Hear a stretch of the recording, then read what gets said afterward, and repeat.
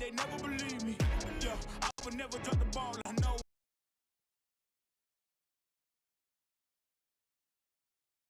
I make it look easy. Mayweather with the defense. I gotta say I got this. You really playing with it all back. I'm the new era about to snap back. You ain't fitting for like I shoot my shot. I'm really about to run this go up. You know what's up?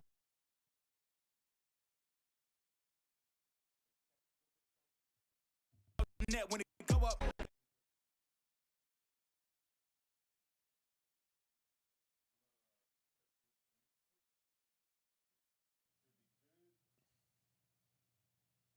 Yeah, but there we go.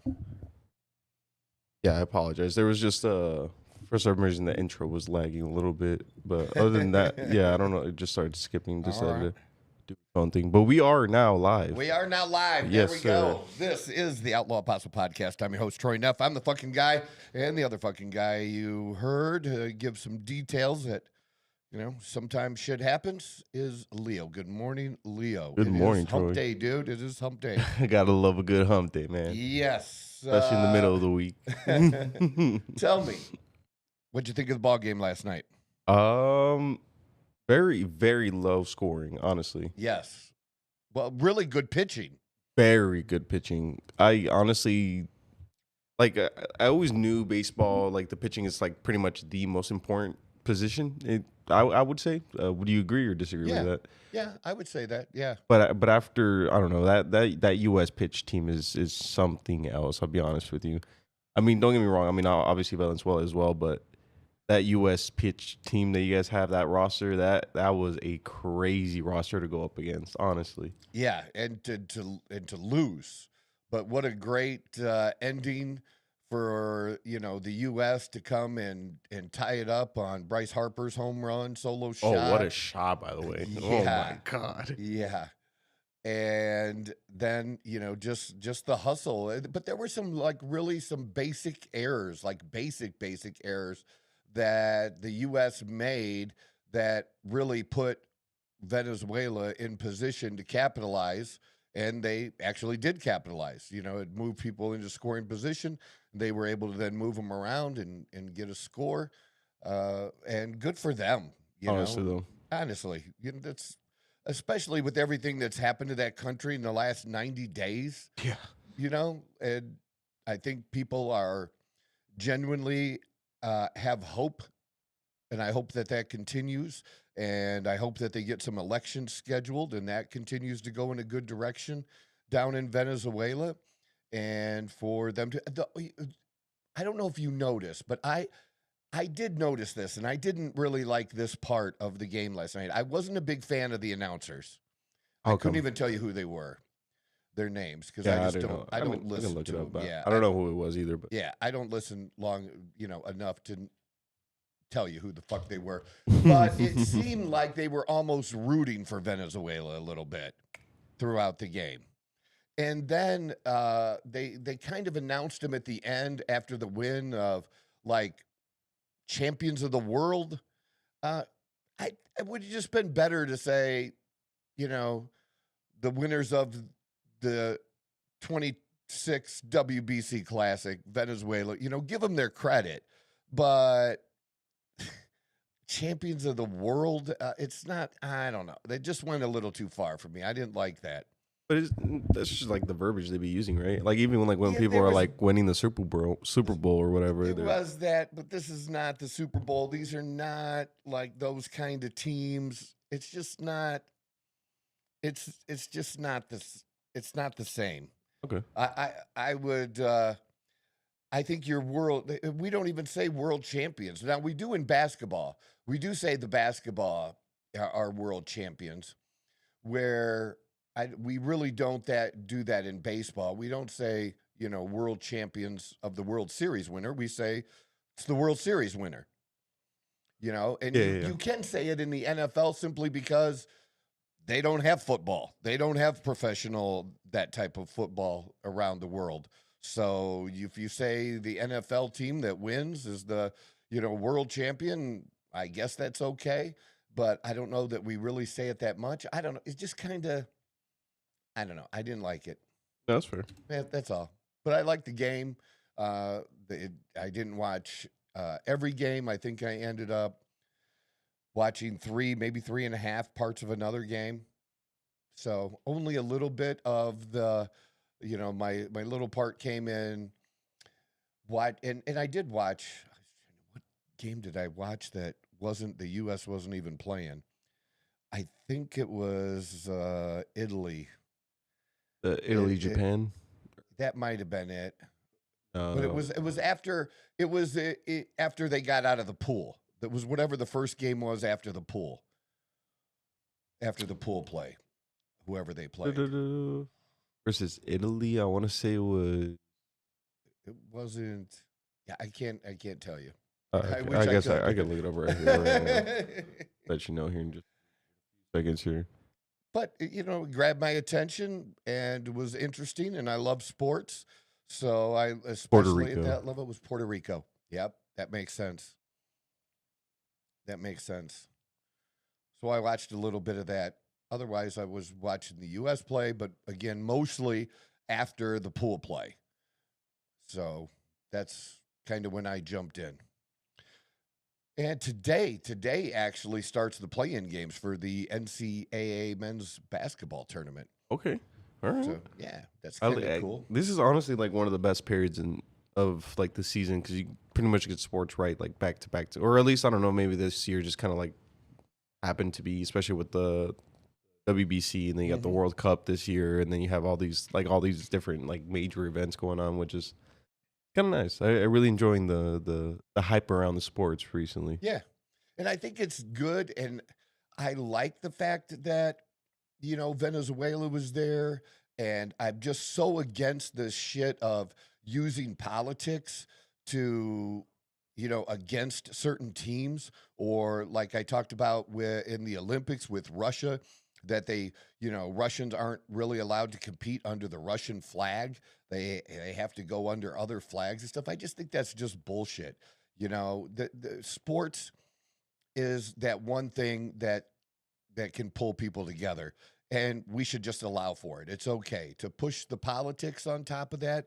Has never been good. Going all the way back to when was it the 1980 Olympics, we decided we weren't going to participate? Or let's see. I don't think that was a Reagan thing, but I'm not positive. But there was an Olympics that we decided not to participate. 1980 Summer Olympics in Moscow. Yeah, there you go. That we didn't participate. And that's just bullshit, man. They weren't. If we sent players there, I'm sorry. The Russians weren't going to take them out. You know what I mean? Yeah. You have the whole fucking world looking at you. Instilling fear for no reason. Yeah, it's not going to be a thing. And people were disappointed. Some of these athletes have a very finite time that everybody doesn't get to compete 4 consecutive Olympics like we've had some swimmers do, or but there are some types of sporting events that do allow for that, for really ones that are all-time greats to compete in more than one Olympics. But for the vast majority of them, that's not going to be a thing. You're getting one shot and one shot only, and that's it. And that could have been your only shot, and you don't get to participate. And that's really for them, especially when you're talking about Summer Olympics and track and field. You have the world championships every year, but the Olympics is the pinnacle of the sport. That does make or break you. That does, yeah. For your ability to turn that to putting your face on Wheaties boxes or whatever. You don't get a lot of chances to do that kind of thing. And I don't know. I just wish they would the whole political shit. They would just leave my fucking sports alone. Like Canada, there's a little bit of politics in that for me, because I just say fuck Canada, but I want Canada to be there. I want them to participate, and then I want us to beat them. I just grew up in that era, I guess, where that's why it was such a big deal for the men's hockey team back in 1980 to beat I actually Russia. beat them. Yeah. Yeah, it was I mean, you check out our movies of that time, you check out Top Gun, and, we had this whole thing going on during the Cold War, and I don't we may be in another Cold War now, it certainly feels It like. feels like it, honestly. At the very least, it does, to me anyways, but, so, yeah, that was good. Watched that game, so we're almost done with the F1 series. Okay. I've really enjoyed the F1 series and getting to learn about the drivers, and we're in the final 8th season, and that would be for all of 2024.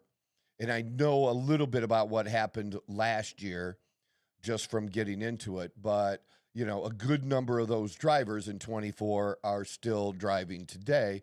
So I got a really good backdrop of those players, and it's interesting. It's been fun. I'm kind of really digging the F1. Getting into a new sport. Yeah. And sometime from now, we're gonna find you in an F1 car. Oh, that's the crazy thing about it is there's one old guy, Fernando. Fernando is the only guy. He was like 41, 40. I don't know if he's driving this year off the top of my head. I think he is. But the dude doesn't have much left. Nobody lasts this long in Formula One driving. They just don't. He is like a 2-time world champion, and that's helped. And he is consistent, but you just Fernando Alonso. Yeah, you do not see guys last that long or that age. Now, I don't know. So he is turning 45 in July and is going to be marking his place as the oldest driver to compete in F1 over 50 years. Right? And look up, is he married, and does he have any kids? Because I haven't really seen that on the show. Some you'll see their families and stuff, and that's important. I'm going to make a point about that. But it's so young. Fernando Alonso is currently not married, but as of March 2026, he has just become a father for the first time. Okay. And he was previously married to Spanish singer Raquel de Rosario from 2006 to 2011. Yeah. And last night, here I'm watching this whole, we're in season 8, right? And so full 7 seasons. And it just hit me last night that I think it's Ginger Holloway. Her husband was Chris Horner. He was the head of the Red Bull team. And the Red Bull team was dominant for a really good period, like over a decade. It was them and Mercedes for like 15 years.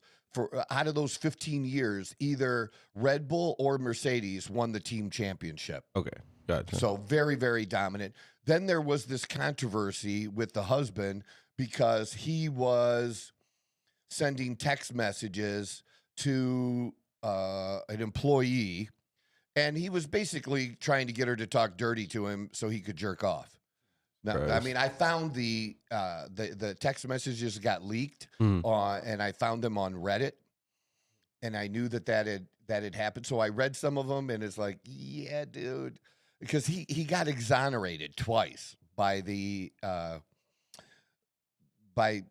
FIA, the governing body, right? They feel like, whatever. Because that he really wasn't coercive and that she participated. Gotcha. Like she was like a willing participant. They didn't say that it didn't happen. They just made it like, yeah, she was a willing participant. But she got paid off, though, too, at the end. I think she ended up getting maybe $3 million, something like that.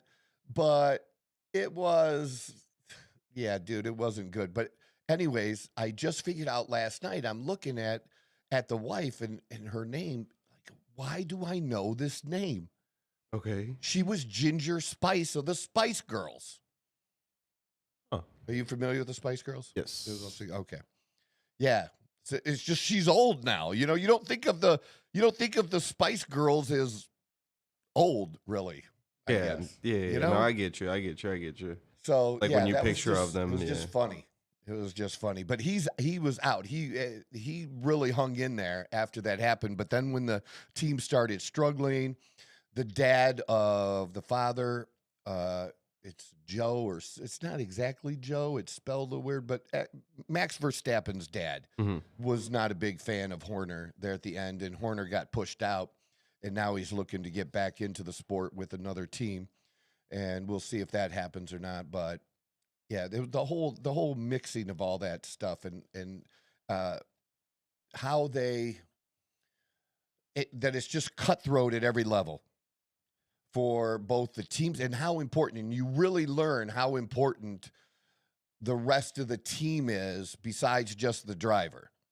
And you can be a great driver, but if you don't at least have a good car, you're not going to do Yeah, you're shit. not gonna do much. You're Yeah. not going to do shit. And then you can have a really good car, and they can make some dumb calls and tell you to pit when you shouldn't pit, or that because you're a team, they sometimes expect you to work as a team because they want both drivers to get points. And so they want they'll have a driver that's um, could be in second place, and their drivers are running 2-3. Well, they want the guy that's right behind the guy in second. They want him to hold off the people behind him or create a gap or different things like that. And sometimes they do it. Sometimes the drivers don't listen. That's It's interesting. I didn't think about kind of using the second driver to kind of delay the. Oh yeah, that's a thing. That's definitely a thing. And it should be. Uh, but the drivers, obviously, they all want to win. But whoever has the faster car that day, and they're timing everything. Yeah. Like they literally know that if a car fails on the track, there's so much electronics in this and information going to these teams. They know exactly what happened to the car, what failed. It's Right, then crazy. They can know sit there and fix it right away, basically. well, no, usually they're just pulled out. They're dropped out. There's no time. Really? There's really no time. If your pit stop is longer than 2 or 3 seconds, you fucked up. Gotcha. Oh, It's way faster than NASCAR's pit stops because you're not going around going bzz, bzz, bzz, bzz, bzz, bzz, on the wheel. It's one bzz, like the center cap that pushes it on, and that's it, man. And then these last couple of seasons that I've been watching, it was a lot of rain. 200 plus miles an hour in the rain. You can barely fucking see. And again, like there was a driver in a race where he actually, like about 5 minutes before, made the right call and came in and said, I want the rain tires. And so that put him behind just a little bit, but everybody else stayed out and they got hit by the rain and they had to come in, and he made the right call. And that was the sole difference between winning and that was losing. The driver was the one that said that? The driver made the call. Like, I've done this enough and I've raced at this place long enough, because certain races tend to have rain almost every year. Is it because a lot of the races are around the same time? Yes. Okay, Yep. gotcha. Yep. Okay. Just that's what's going on at that time of year. Absolutely. So just so much that goes into it that everything has to click. But that, anyways, Max Verstappen, I started going down the road of the drivers having kids and stuff, right? So in the 24 season, his wife was pregnant, or I guess, or it was announced he was gonna have a kid. I don't know if they're married or not, but I think they are. But Max Verstappen, I'm like, he's done. He's done. Because kids take an edge away from you, dude. Yeah. Just in life in general, they make once you have a kid, there are certain things most men won't normally do that they would have done without kids. Yeah, you have to take into account. Well, I mean, there's a really famous clip of an F1 drive of basically someone overtaking him, and the they asked him, they're like, why did you like do that dangerous like overtake or Mhm. whatever it was? And I'll have to find it and send it to you. But he basically was like he has family and kids at home. Like I knew he was gonna stop. Yep. Basically just saying like Yes. I had little to no care about my life, so whether I made it or not, like it wasn't a priority to me. So I knew he was going to It's not the same. hesitate. Yeah. It's not the same. Once you have kids, it wasn't for me personally. And I've tried everything since that time happened. Since I had my daughter, who's, now given us a grandchild that we love very much, Quinn. But it absolutely 100% changed my life and made me pause. And I still did a bunch of dumb shit. Don't get me wrong. I still did a bunch of dumb shit, but it just takes an edge off of, is it worth doing, especially like in a race where there's the rain or things going on? Is it worth the risk? And that's why you have so many drivers. Like in this season 24 that I'm watching, there are 6 rookie drivers, and they're all like 19 to say 23 years old. And you're talking 6 drivers like that, right? Out of, well, at that point there were 20. Now there's 22 out of 20. So that's over 25% of the drivers.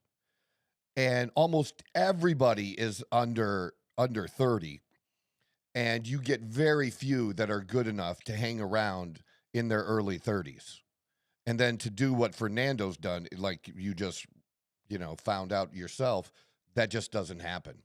It just doesn't happen. You don't have that much. And now if he's having a kid and then being at that age, you're just not going to do it balls to the wall and not think about it.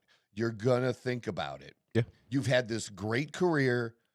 You just had a baby. You're really going to put your life at risk like that, because these crashes, some of these, and to watch them walk away from some of this shit, you're like, holy fucking, some of the crashes are so bad that the driver can't come back from the crash. Yeah.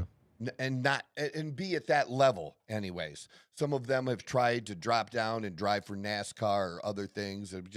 But it's just these Formula One cars. Oh, I'm telling you, there's so little room for error sometimes, and it just depends on the tracks. And yeah, I've gotten into obviously, yeah, you could tell now. I've gotten into the whole thing, but I am interested in the whole human psychology part about it, about being willing to push yourself and to what limit you're willing to push and take risk. And yeah, so Verstappen, one of the will be remembered as an all-time great. He's still a good driver today, but I just feel like having a kid is going to change him.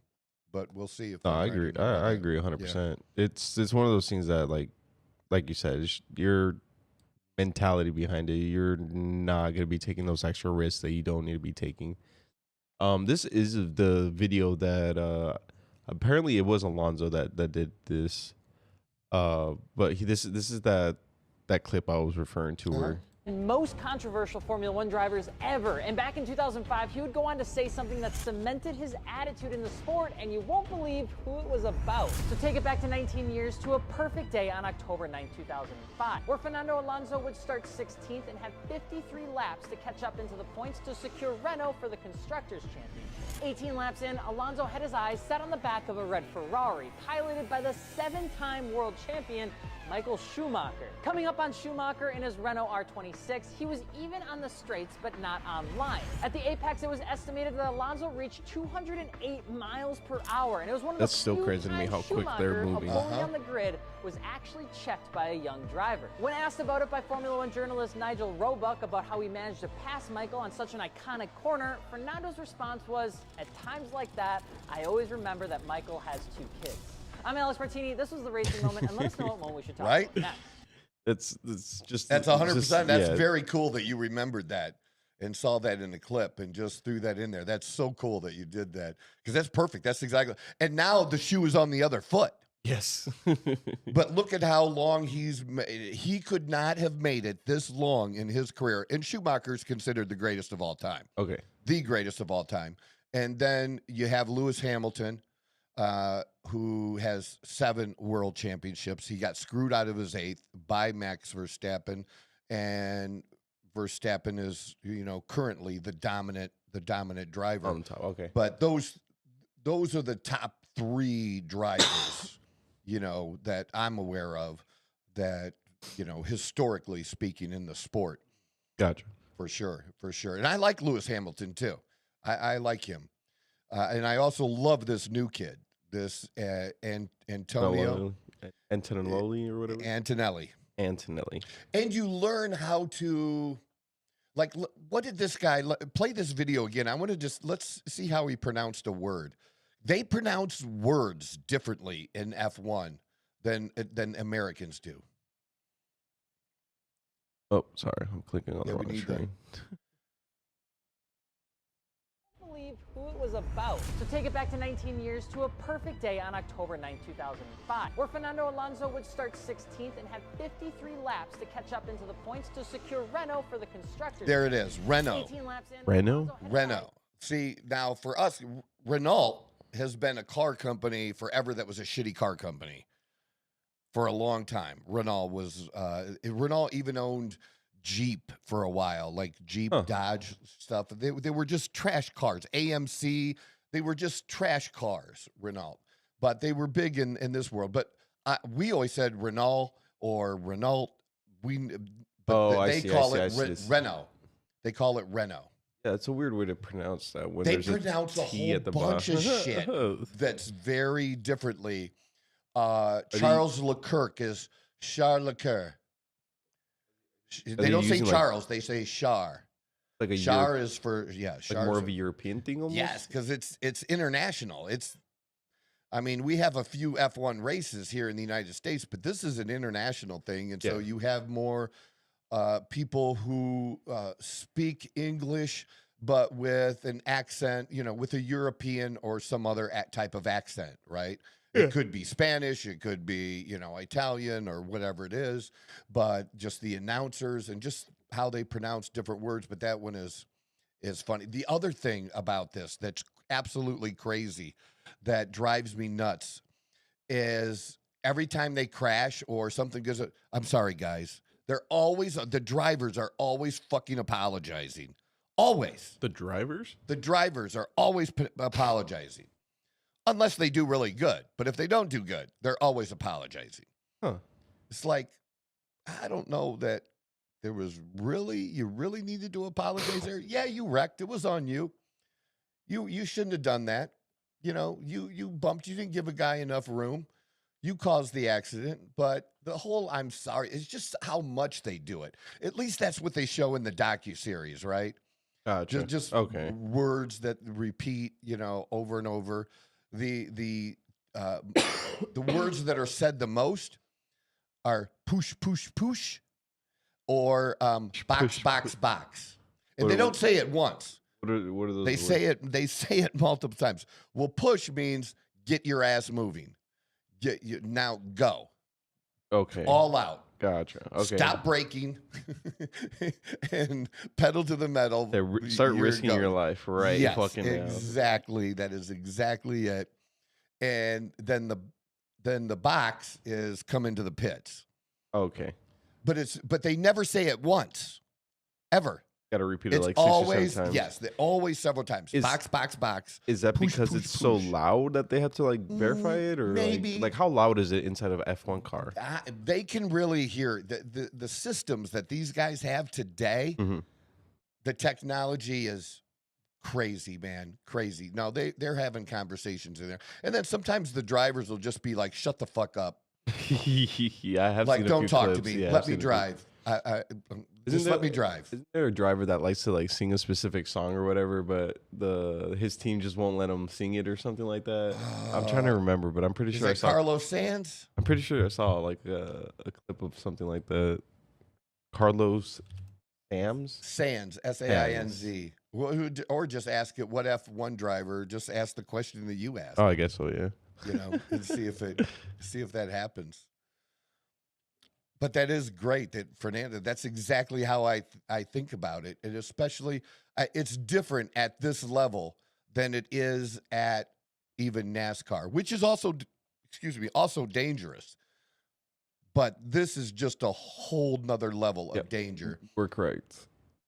It is Carlos Sainz? Yes, this is the clip I was referring to. That is so funny. I'm starting to, I know my F1, baby. All right. It's going to be naming them by name over here. And then you learn about new companies too. Like you look at his helmet, My Protein. I'll just start looking stuff up. What does the company do that sponsors this F1 car? This is the company's name. I've never heard him before.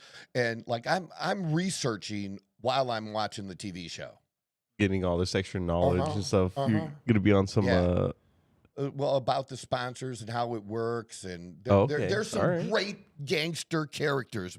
Like some of these billionaires that are involved in these teams are just next level billionaires that are super fucking cool.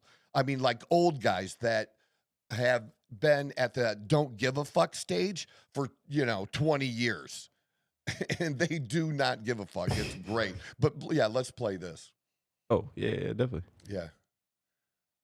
There it is. Smooth operator. Yes, that's what it was. Smooth operation in Williams. For the first time with Williams, Carlos Sainz will stand on the podium. Vamos! Vamos!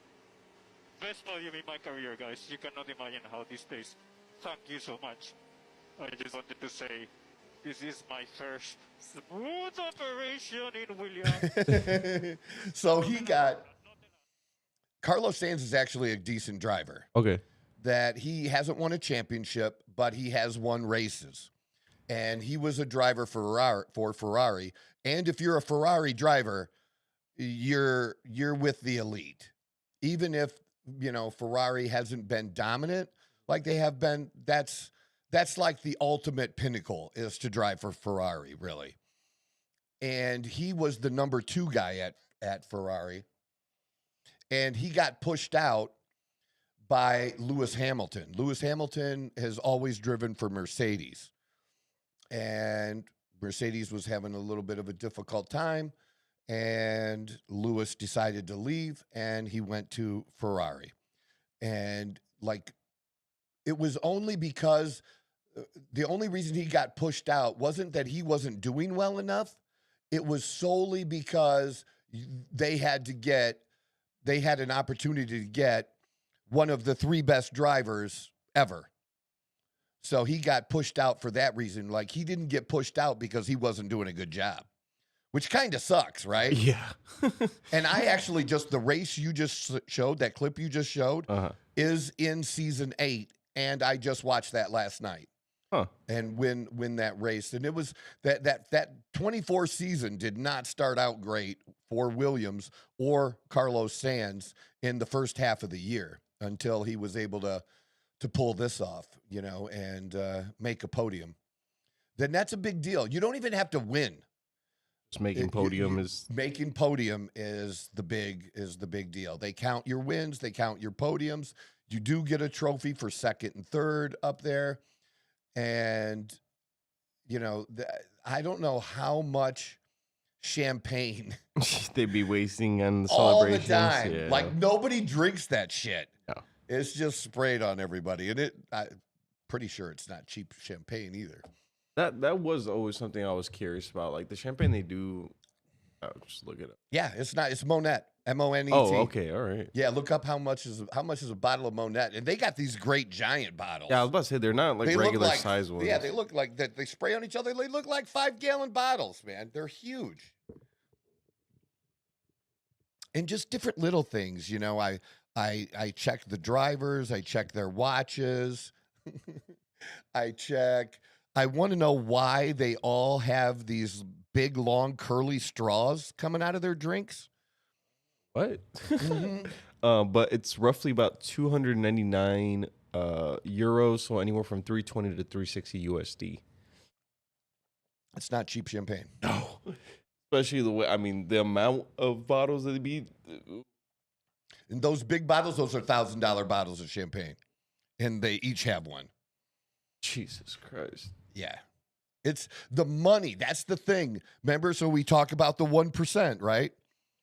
The top of that's the difference between NASCAR and Formula One. Formula One is the top of the 1%. It's a different level. If you were to talk about fashion, NASCAR would be like Coach, and F1 would be more like Louis Vuitton. But even above that, they'd be more like Hermes, and that's actually true because they are one of the biggest sponsors. LVHM is one of the biggest sponsors of Formula One racing. So it's a different level of, just people that are involved, stars that are involved. Really, it's really kind of cool just to see the difference and check it out, the drivers. So, yeah, I didn't expect to do a whole segment on F1 racing today. But I mean, it's interesting. I mean, I'll be honest with you. It's fun to get into something new. I think we get trapped sometimes in the same old, and I do that, where once I find something that I like, I'm really apt to stick with it. Just like if I find a restaurant that I like, I'm more apt to go back over and over and over again. Even when I travel to other cities, I do try to mix in there, a night where I try something new that I haven't been to before. But I'm always going to include something that I'm 100% sure, or as close as you can get, 99% sure, is going to come out the way you expect and want on a nice evening, nice food, because you've been to that particular restaurant before, and just repeating that. Does that make sense? Mm-hmm. Yeah. I kind of get caught up in that. And I like the races because they're 53 laps, they're 70 laps. It's not like tremendously long, super dragged out kind of thing. Yep.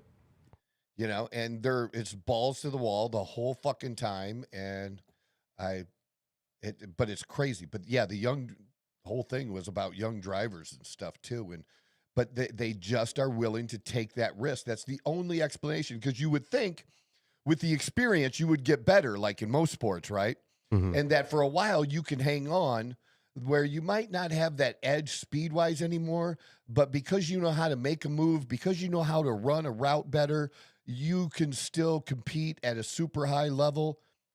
That's just not the case here. The thing that separates them, that's even, yes, experience is important, but what beats that is experience. Is if you don't make a mistake and you can go to the absolute limit, pushing that car to its absolute, finding that limit and finding it by pushing past what you think it can do, and not caring about your life in the process of doing it, or just being able to block it out. Because that's it. You just think it can't happen to you. That's what it's like being young. You're not focused like I am now on the end and knowing how short life is now. And it's super short in F1. Life is super short in F1. You gotta perform or you're done. Oh, okay, gotcha. Yeah, and very, very quickly. Very, very quickly. So let's get on to some other stories. I think I want to start with a story that not everybody's talking about, that I found. I want to start with the Vegas sheriff story, is the one I really want to start with, because pull that up so I can read a little bit of that to people listening. Can we roll it up just a little? No, not that way. The other way, so I can read the article. There we go. Las Vegas sheriff is refusing to release a repeat offender with 35 arrests despite a judge's order. So the judge said, look, well, yeah, you can get out. Yeah, we're going to monitor you. You'll see that. But yeah, you can get out. And the sheriff was like, fuck no. We're the ones that have to protect the people. And this guy is a menace to society, and we don't want to release it. So now this is going to the Nevada Supreme Court to decide if a suspect is too dangerous to leave jail. And Obviously, that's a thing. The dispute began after the judge, Eric Goodman, ordered Joshua Sanchez Lopez released on electronic monitoring, a program that allows defendants to leave jail while wearing an ankle bracelet. But the dude has worn an ankle bracelet before. So law enforcement has a history with this guy wearing the ankle bracelet, and it didn't go well. Which is why they're like, yeah, this guy doesn't care if he's got a bracelet on. If he wants to leave an area that he's in, he doesn't care. Yeah, he's gonna leave. He's gonna leave. Do it. He knows the cops will show up. He doesn't care. And obviously, he's been arrested 35 fucking times.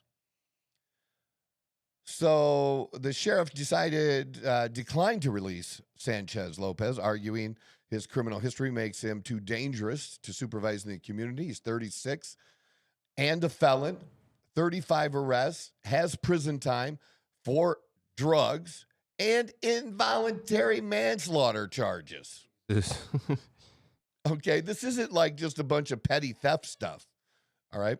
Police say his past behavior raises serious concerns. Just a few years ago in 2020, he allegedly ran from officers while armed with a gun.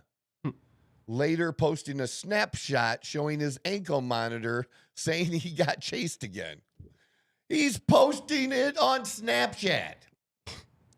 That's just officials say cases like that are exactly why the sheriff's office believes it should have the final say. We have to take a look at that. But why should the sheriff's department have to fight with the judge on that? Why is the judge doing this? You have to ask yourself, why is that okay? I really don't understand it. Why they're did he have like any personal connection at all, or like no? He was just cause he was like That just was how the judge ruled. I mean, you look at it. I mean, this probably isn't the first judge that has let him out. That probably shouldn't have. I mean, right? 30 plus. It can't be it. Right. It does, now that's not 35 convictions, but geez, Pete, still, man. Yeah. Yeah. I mean, I'm sorry if you get pulled over for drunk driving, for possibly drunk driving 35 times. There's a good chance, more than one of those was actual, really drunk driving. Yeah. So more than likely, yeah. I mean, especially with things that he's being accused of. And some of the things might be, obviously, he still has charges on him. And he's the kind of guy that while he's going through the court process on one charge or multiple charges from an incident, that he's doing it again and being arrested for something else. And there hasn't even been a decision yet on his prior charges because it's still in the court system, right? Yeah. That is a thing. That is a thing. So go to the bottom. Let's see what it says here where it says fugitive. This was grand larceny of a motor vehicle, and bail was set at $25,000, which is incredible to me. Did I ever tell you I had bail set against me at $80,000 one time? Might have mentioned it. Yeah, I don't remember. It was the dumbest thing, dude. It was literally the dumbest thing. That I had to do some class and, for so many weeks, and I fucked up one class, and I did, and the judge wanted to put it a point, and he wanted to set it high enough that I wasn't going to be able to come up with bail in 24 hours, that I was going to have to sit for a minute, and because I ended up not paying any bail, he dropped the whole amount. It's always funny how stuff like that ends up working out. And was nothing like this. It was... It all stemmed from me responding to an email of somebody that I shouldn't have been talking to that sent me the email. Yeah, it's fucked up shit, dude. But I just think of stuff like that, and I try to put this in perspective in today and how we have all this no bail shit or like fairly serious charges and very low bails. So like the two typically don't like really make sense. Mm-mm. Yeah, no, I get that. Yeah. So I just don't understand what you don't really understand. Again, if this would be a different case if the guy had never been on electronic monitoring before. Yeah. But he's been on electronic monitoring It's a before, and it's record of failed, it. Yeah. right? So we're going to keep letting him do that? That just doesn't. And then we see something horrible, right? Where somebody, because you could look every day, we could do a search for that case where somebody was let out of jail for the 13th time, and then this time he was able to kill his wife. You know, Exactly. that, right? Yeah. We No, I see get that you. all the time. All the time. Just, it's just our judicial system is just upside down. I agree with that. Yeah. This was just one of those. So I just wanted to point this out. This had nothing to do, and it doesn't say anywhere that it had anything to do with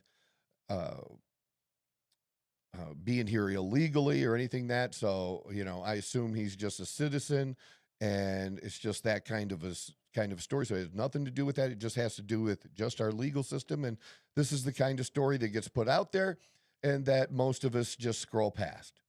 But I do think it's important to kind of see where things are at in these fights with our courts across the country, especially when you have these judges making decisions that affect our national interest. And they really don't, especially these federal district court judges, that they just don't have the authority to do some of the things that they're doing. And they've been slapped down multiple times and yet keep coming back. And we just want them to do their job.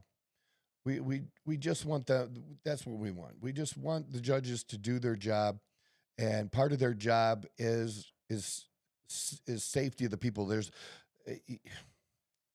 I don't want to treat everybody like they're guilty just from a charge, but I think it is that too oftentimes it seems like we don't give a fuck about the victim at all. And it's, well, this dude, he had a hard life, and fuck that shit. You know, we've all had hard. And we're all responsible for it. And I was responsible for the hard that I went through as well. So this is kind of interesting too. This is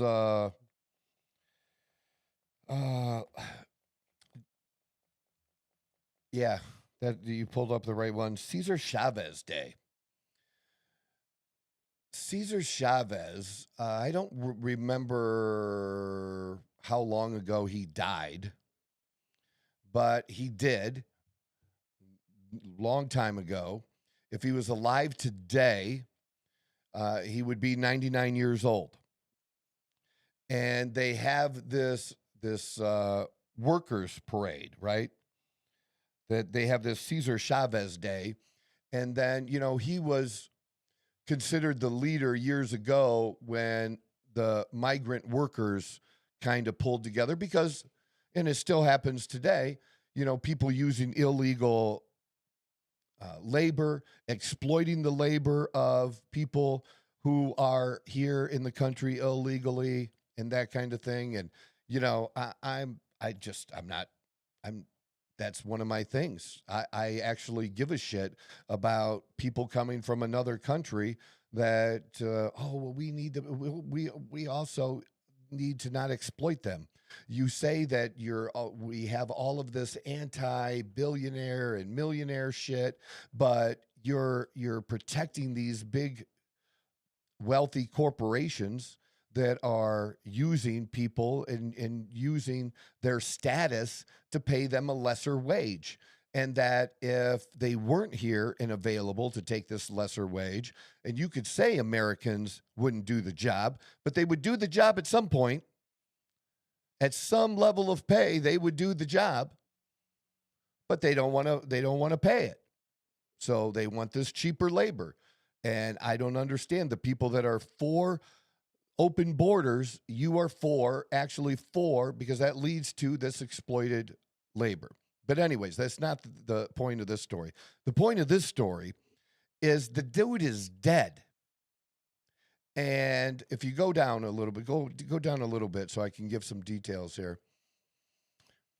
There have been now allegations against Cesar Chavez, against a dead guy, that he was involved in maybe abuse of young women. I don't know where I got to ask, because the article doesn't give enough information. I got to ask, and I wonder if he would be 99 today. Who's making these allegations? A 50, 60-year-old? 65-year-old? If you have kept allegations of your abuse quiet for 30 or 40 years, I know this is very insensitive of me, and I don't care, but I don't want to hear it now. This is a dead person that can't defend themselves at all. But now they want to say, well, the United Farm Workers, this is how the woke take over.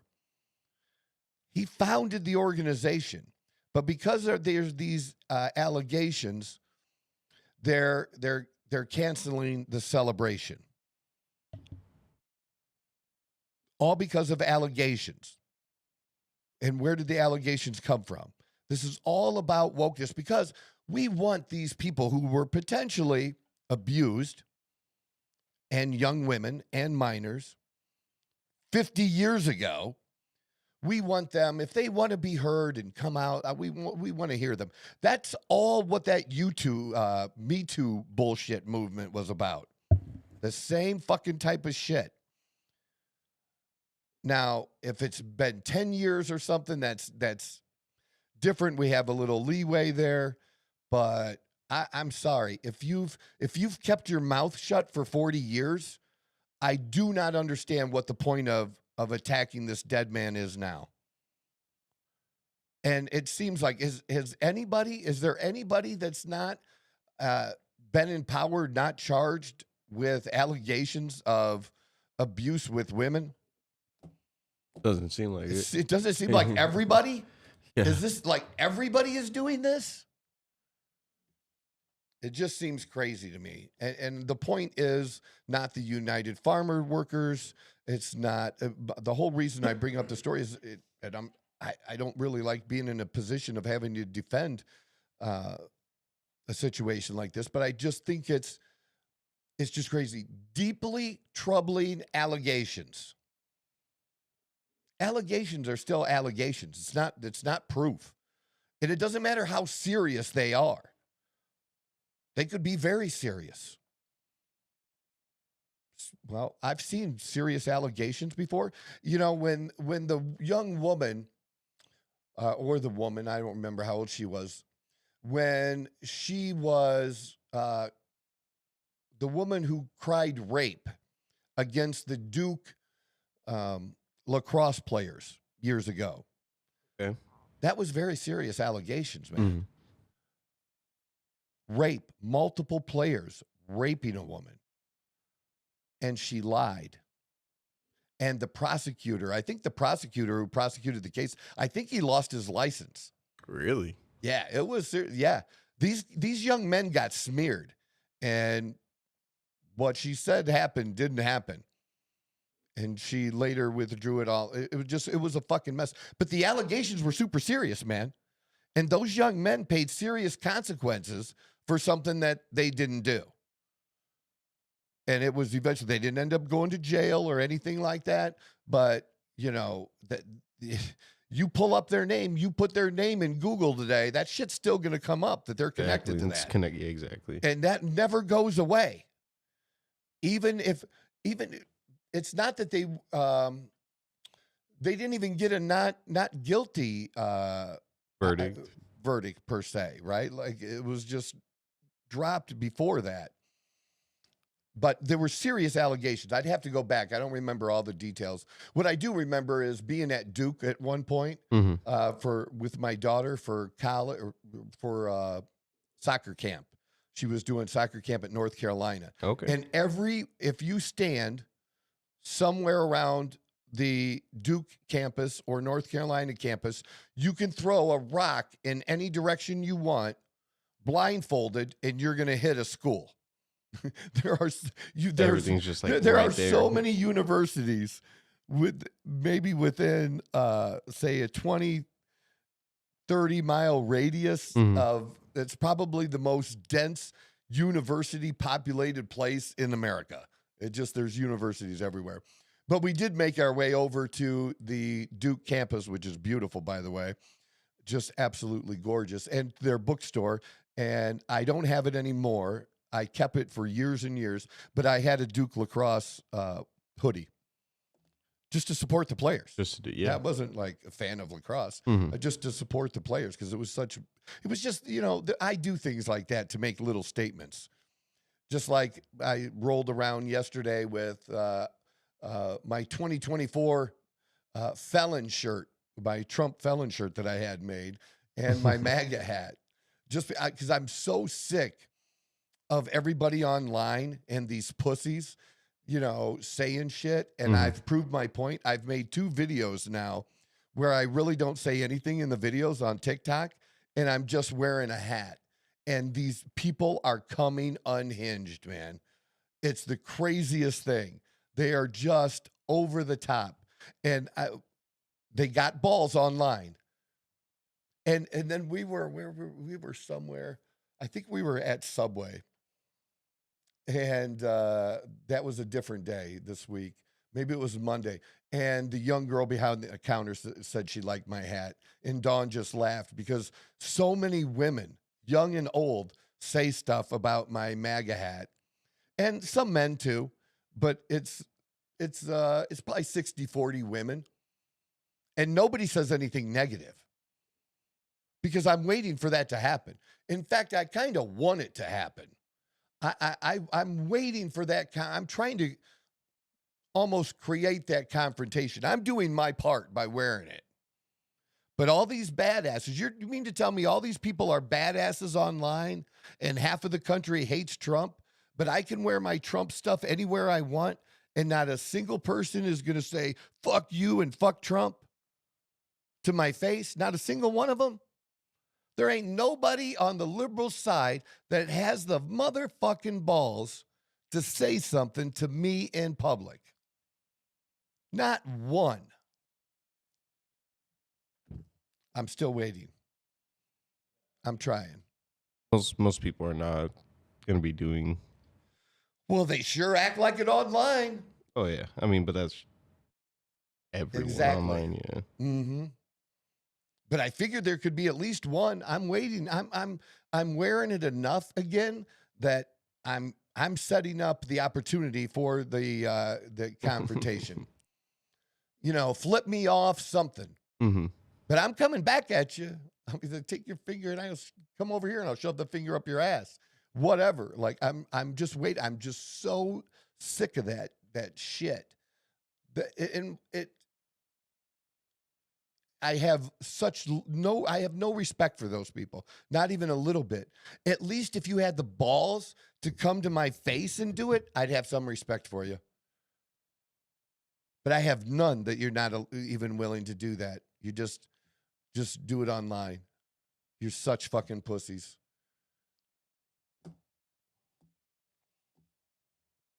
Speaking of that, we have a huge mess on our hands, and I want Republicans to remember that it's not just us, that the Democrats have a mess going on too. And they're glad right now that that the spotlight isn't on them. Because they've had some people, they are really, really being pushed now Democrats are really being pushed by people on the far left to run these more radical candidates, more like the Mamdanis, more like the AOCs.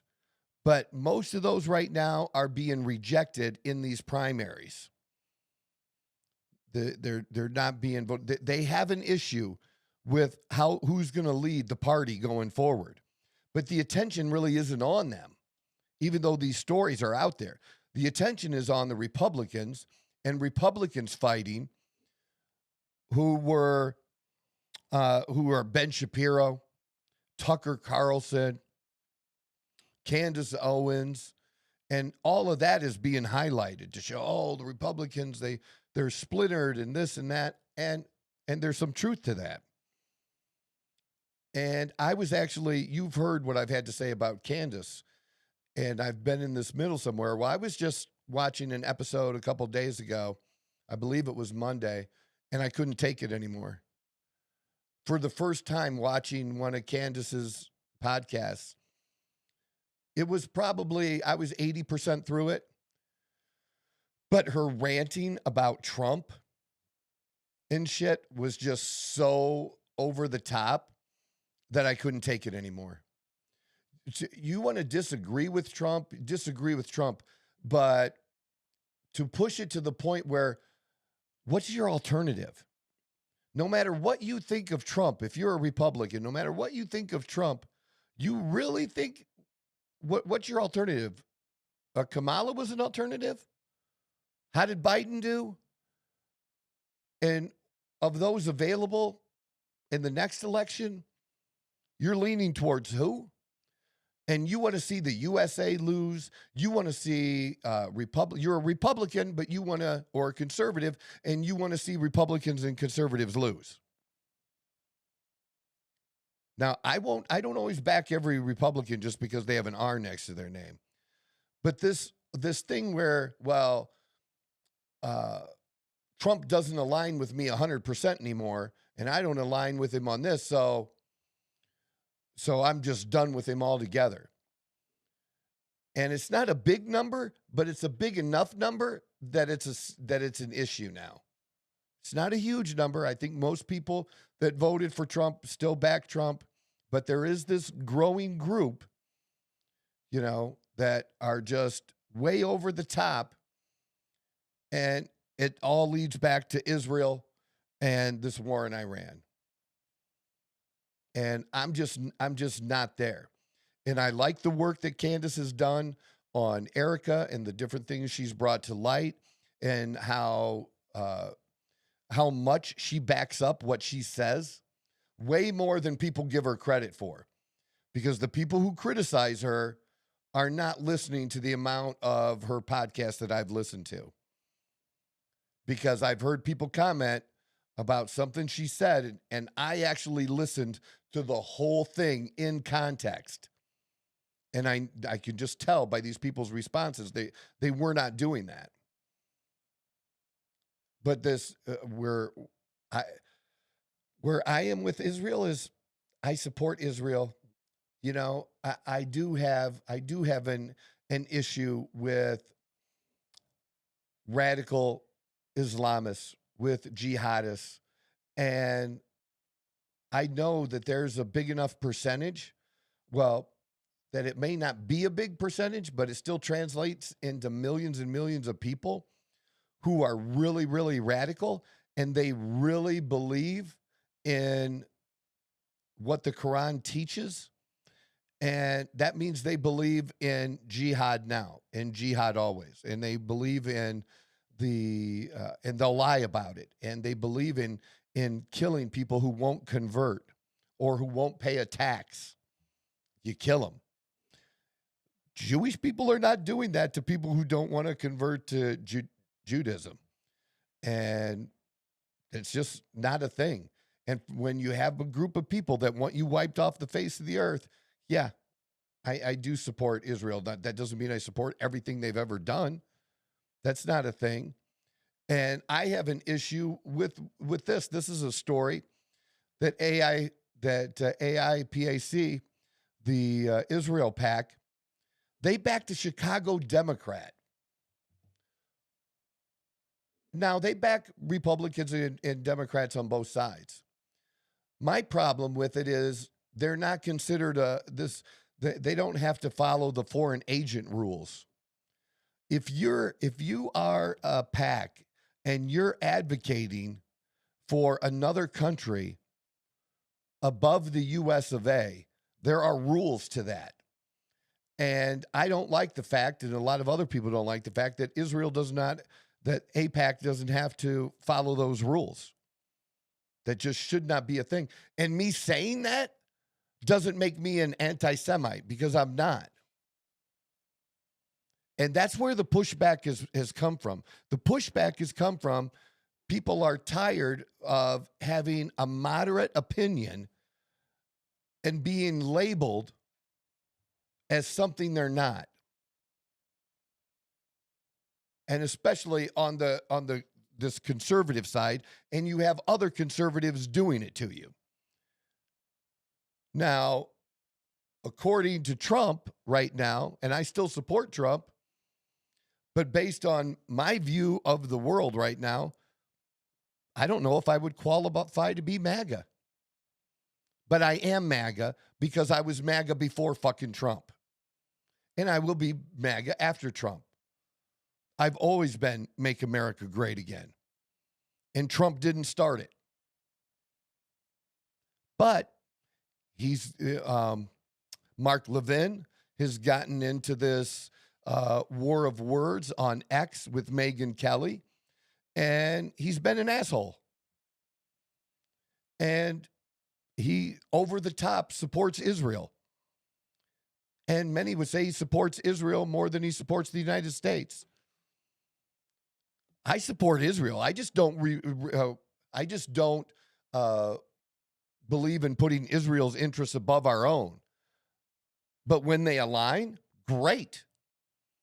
But that's just the way, that's pretty much just the way that it is. And so he's called Megyn Kelly a bunch of names, and Megyn Kelly called him Micropenis Mark.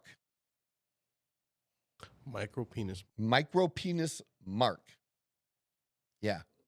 And it's funny. These two grown-ass adults. But that's X. That's Substack. That's this shit people slinging back and forth. But it's conservatives slinging it back and forth. And Megyn Kelly is not anti-Israel. She's just not. But she has a relationship with Tucker Carlson. And a lot of people are mad at Tucker. And so if you're affiliated with Tucker, then they're automatically going to be against you, no matter what. And that's the same thing that Democrats did. And I'm sorry, I'm not for that bullshit. A good example would be, remember when I said Martina Navratilova, who is a lesbian, that because she didn't support women or men in women's supports, they were basically kicking her out of the LGBTQ movement. Because you have to agree with everything the movement is. And here she's been an advocate for decades, but because she doesn't agree on the one issue, they attack her. The Republicans are doing the same thing right now. And you should be smarter than that. Should be. But the Democrats aren't smarter, but apparently the Republicans aren't smarter than that either. But what were you going to say, Leo? I said, yeah, should be. Should be. Yeah, should be. This stuff is a little more nuanced than that. And the other part is, you know what? I'm not going to root against this country when we're at war.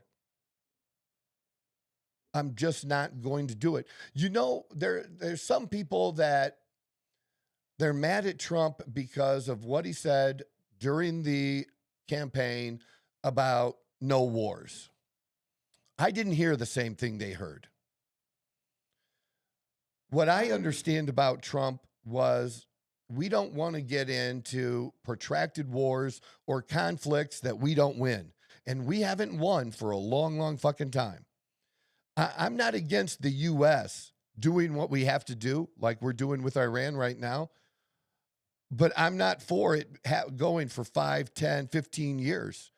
And that just means we didn't have the stomach to do what was necessary to wipe people out, to wipe a country out that poses a threat to us.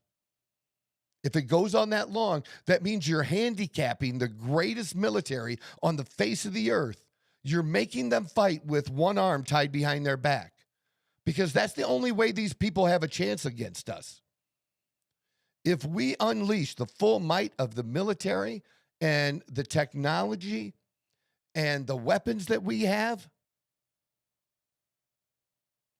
there's a couple countries that can fight back, but nobody that can do what we can do to them. None. And it just means we're not willing to do it. And I believe Trump is willing to do it. And we'll see if he is. We'll see if he is. And that can involve civilian casualties. When we've gone with this new way of fighting over the last 55 years, it hasn't, it's that we haven't won. It's these long wars, Vietnam, Iraq, Afghanistan, and that we didn't win. So I'm just saying, yeah, you have this group of Republicans don't want any war at all, like the Rand Pauls, no war at all. It's not an immediate threat on us. Look, this was a threat. It's been a threat that's been getting bigger and bigger, and it's like a cancer. This is like, how many stages of cancer are there? Is it 4 or 5? Is 5 the last stage of cancer? The different ones? Well, whatever it is, stage 4, stage 5, it's like ignoring the cancer until you're at stage 5 and then expecting you're going to be able to beat the cancer back. And to me, what Trump is doing, I think we're past stage 3, because you have all these presidents that have talked about the same thing about Iran and just didn't do anything about it. And so Iran kept pushing, the cancer kept getting bigger, and this was, I think he felt like this was our last chance. Knowing what he knows that we don't know, and especially after the bombing last summer in trying to take out their nuclear operations, that now is our last best chance. That if we let it continue further, that eventually, no matter what we try to do, we wouldn't be able to stop them from having a nuclear weapon. That they would have enough other weapons in place, that they would have the nuclear weapons buried deep enough that we wouldn't be able to do anything about it anymore. And we're almost at the point of no return. And he wanted to give it a shot rather than just say, fuck it, I guess they're going to have a nuclear weapon, which is just bullshit. Nobody used to be for that, not Republican or Democrat. But Trump decides to do something about it, and then you got the Democrats who are against every single thing the president does. It doesn't matter how good it may be. They're always against it. And now we got these Republicans. Oh, no war ever. No, what we are against, this other group of Republicans that I'm a part of, these other group of, and I take the label of conservative before I take that of Republican. That what we want is we don't want these long wars that we don't win. We want shorter wars that we win. That we come in like Mike Tyson in his prime and knock you the fuck out. That's what we're for. We're for projecting strength and the fact that we need to do that a couple times so that other countries are checked after 50 years. They're thinking we're not as badasses as we were, and we're not. And Trump said, fuck that, we are that badass. And that I'm for. He just didn't do this on a whim. He didn't do this without any planning. And let me talk about this about the planning. Let me talk about it in the terms of sporting events and the NFL and football. Usually the first drive is pre-scripted that an offensive coordinator will call. And this is after a lot of study, a lot of film, right? But how many times does the team on their first time on offense score?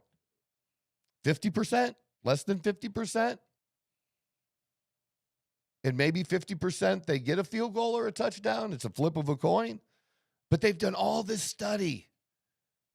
And they've got this plan mapped out. You know what they never do, Leo? They never have a scripted plan for the entire game, for every drive.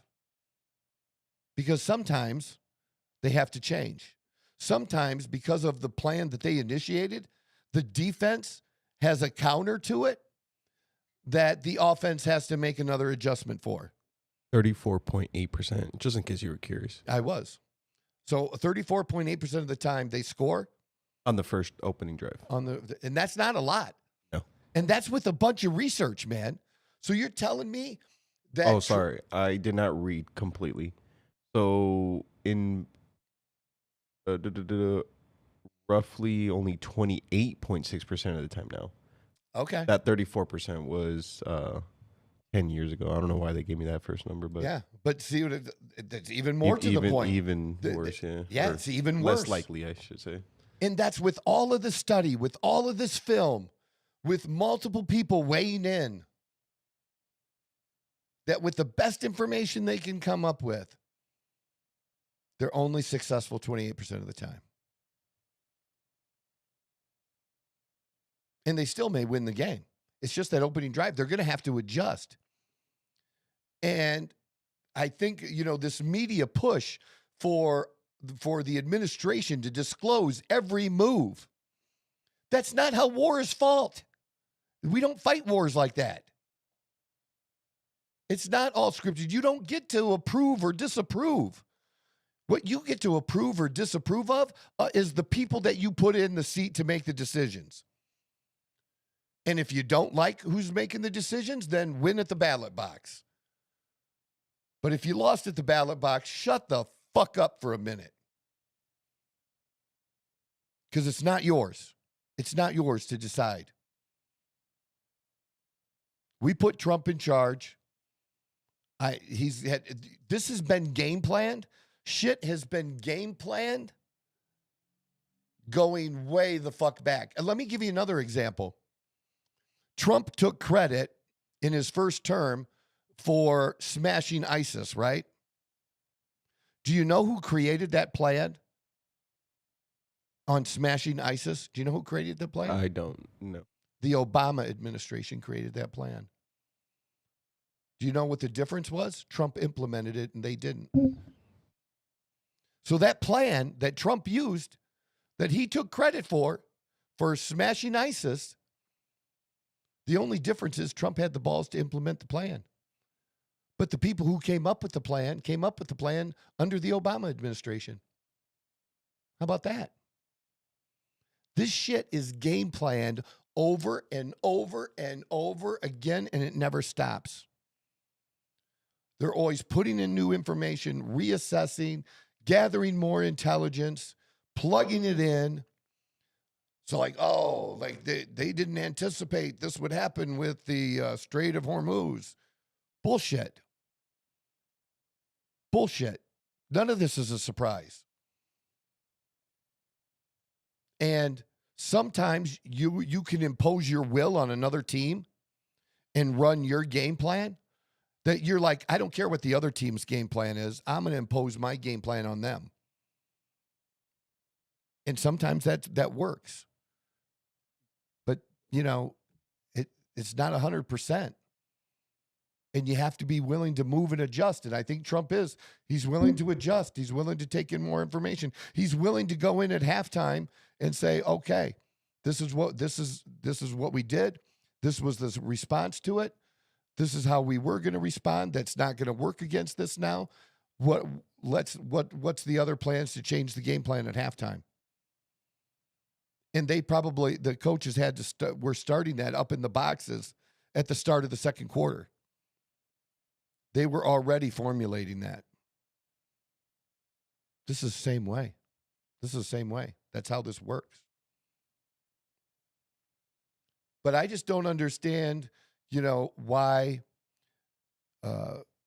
we're allowing this division among us over Israel, over Iran, and I just don't. It's not good for us. It's not good for us. What is good for us is to win again. Because these motherfuckers on the left are batshit motherfucking crazy. They are literally crazy. Off the hook nut jobs. And they're the ones that are in control. We cannot let that happen. We cannot let that happen. America first should always be America first. And if you don't stand with America first, I am not for you. We are not on the same team. I am Team USA. I am Team USA winning. I understand no American that wants to see the U.S. lose. None.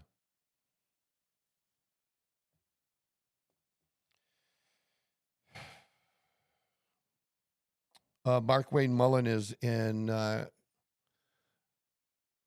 getting interviewed today. Started with I'm not quite sure Rand who Paul. that is. I'm not gonna lie. He is a senator, and Kristi Noem got fired. Yeah. And so he's up for her position. Gotcha. Okay. And Rand Paul and him don't like each other very much. And Rand Paul tried to this morning. I can't wait to see this and go back and see the video of this.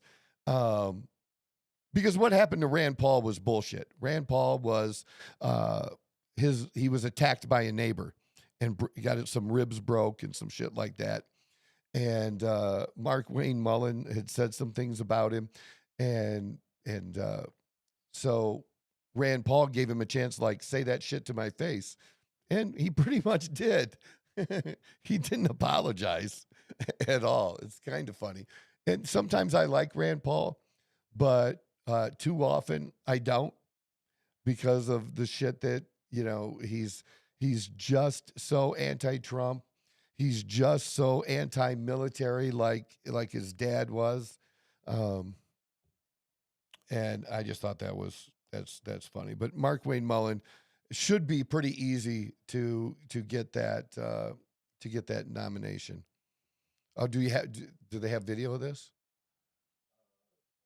I'm assuming this is it. I mean, I typed Okay, it. yeah, I let's just see. typed it in. This is what came up. Yeah. So This is funny to me. Snake, and that you completely understood why I had been assaulted. I was shocked that you would justify and celebrate this violent assault that caused me so much pain and my family so much pain. I just wonder if someone who applauds violence against their political opponents is the right person to lead an agency that has struggled to accept limits to the proper use of force. You might argue you were mad and upset about being confronted by your constituents. You went on to brag that you'd already told me to my face that you completely understood and approved of the assault. Well, that's a lie. You got a chance today. You can either continue to lie or you can correct the record. You have never had the courage to look me in the eye and tell me that the assault was justified. So today you'll have your chance. Today I'll give you that chance to clear the record. Tell it to my face. If that's what you believe, tell it to me today. Tell the world why you believe I deserve to be assaulted from behind, have 6 ribs broken and a damaged lung. Tell me to my face why you think I deserved it. And while you're at it, explain to the American public why they should trust a man with anger issues to set the proper example for ICE and Border Patrol agents. I have to address the remarks that the chairman made, calling me a liar. Sir, I think everybody in this room knows that I'm very blunt and direct to the point, and if I have something to say, I'll say it directly to your face. If you recall, back in my House days, we actually did have this conversation because of the remarks that I've made. You were in a room. I simply addressed that I said I could understand because of the behavior you were having, that I could understand why the neighbor did what he did. As far as my terms of the snake in the grass, sir, I work around this room to try to fix problems. I've worked with many people in this room. Seems like you fight Republicans more than you work with us. I did address those remarks. I did explain your gimmicks by the amendment you put forth. And as far as me saying that I invoke violence, I don't. I don't think anybody should be hit by surprise. I don't like that. But if I do have something to say, everybody in this room knows I'll come straight to you.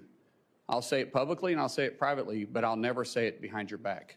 So for you to say, I'm a liar, sir, that's not accurate. And I got proof to say that because you have spent millions of dollars in my campaigns against me because we just don't get along. However, sir, that doesn't keep me at all from doing my job. I can have different opinions with everybody in this room, but as Secretary of Homeland, I'll be protecting everybody, including Kentucky, as much as I will my own backyard in Oklahoma. You told the media That was pretty good. That was a pretty good response. Yeah. Well right? put together. Yeah. He's like, I'll tell you, dude, I don't like you.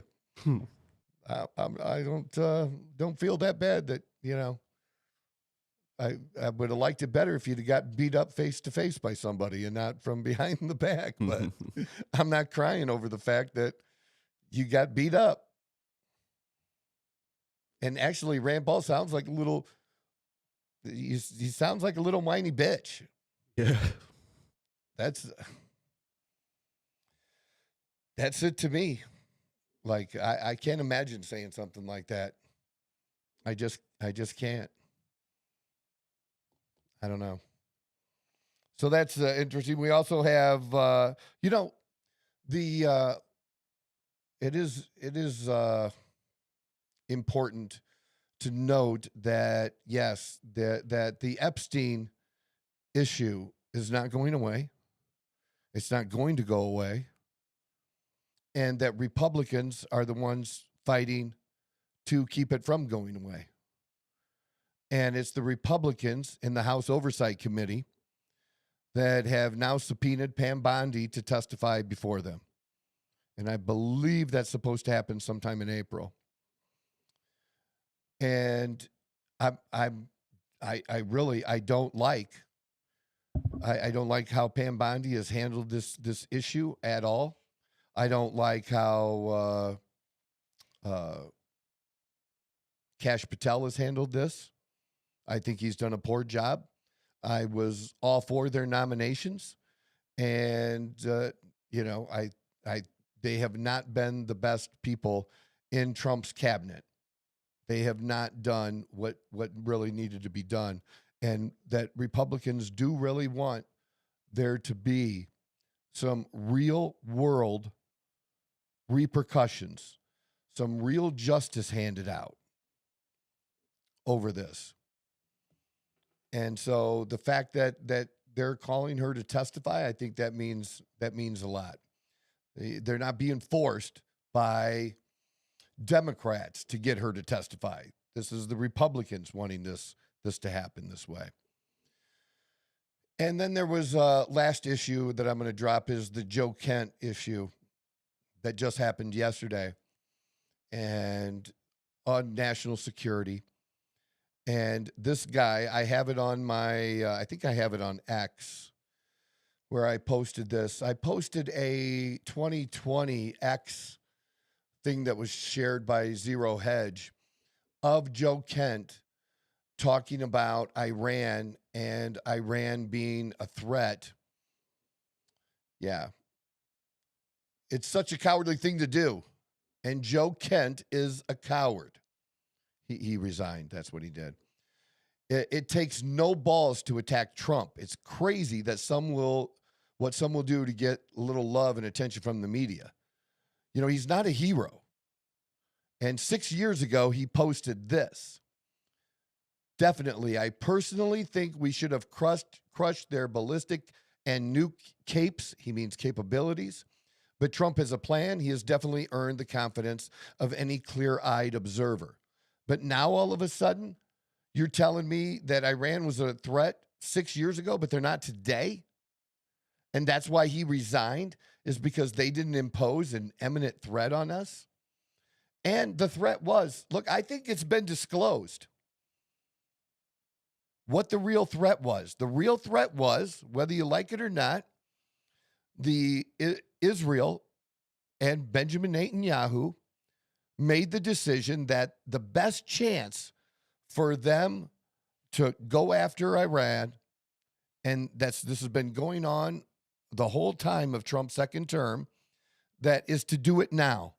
That they got the most supportive president that they've had, and you know that they can do this kind of stuff and go in there, and the U.S. may be involved, maybe not involved, but the U.S. isn't going to stop Israel from doing it. That's the key. And so what happens was He said, gave a heads up. Hey, we're going after Iran. And it was determined then, and this is was confirmed by Mark Rubio. It's on, no matter what he says after this, he confirmed it. He basically said that Israel was going to attack Iran. We knew that they were going to attack Iran, and we felt if they attacked Iran, Iran was going to attack us. Not just retaliate against Israel. They were going to come after us. And, places that mean a lot to us in that area. They were coming after us. And that could have led to some big lives being lost. And so knowing that was going to happen and believing that they would attack us, Trump preemptively said, we're going in with you. We're taking them out then. I don't think it was on the bingo card to happen exactly now, but it was going to happen during Trump's second term. This was going to happen during the second term. And I'm all right with that. What I'm not all right with is people like Joe Kent who, supported the president. And now, because it's easy to not support the president right now. It's popular. It's the cool thing to do, especially if you're a conservative. Because if the liberals can get a conservative to flip and criticize the president, they get so giddy. They get so fucking excited about that. Look at what we got. Yes. Trump is so bad. Look, he said it. Joe Kent is nobody.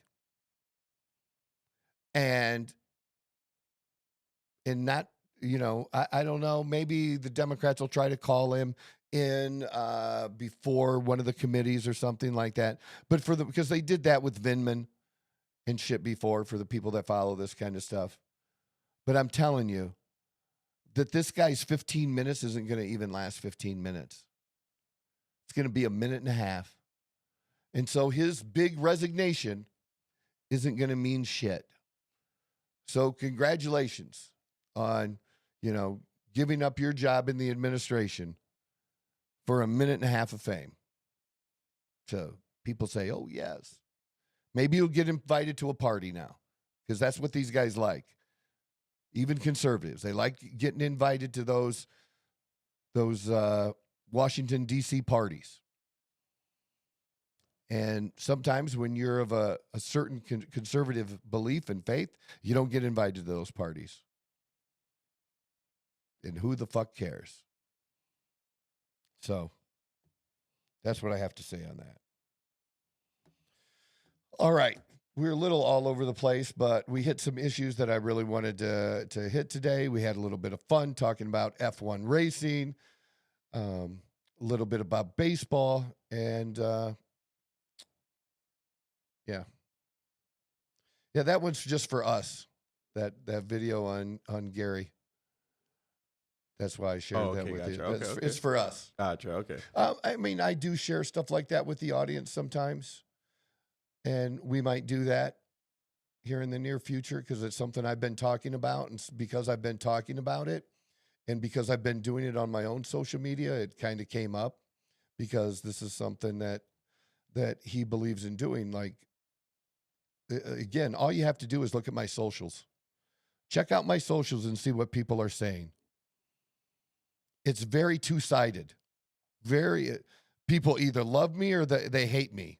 And all of them that hate me have no clue about anything about me. They just didn't like the post that I made. They just didn't like my hat that I was wearing. And because of that, I'm gay, like a lot gay. Liberals I never really thought that liberals that are supposed to be so supportive of the gay community would use that as a slur as often as they do. They're not allowed to do that. Like you get in trouble for that kind of stuff with them, but they do it.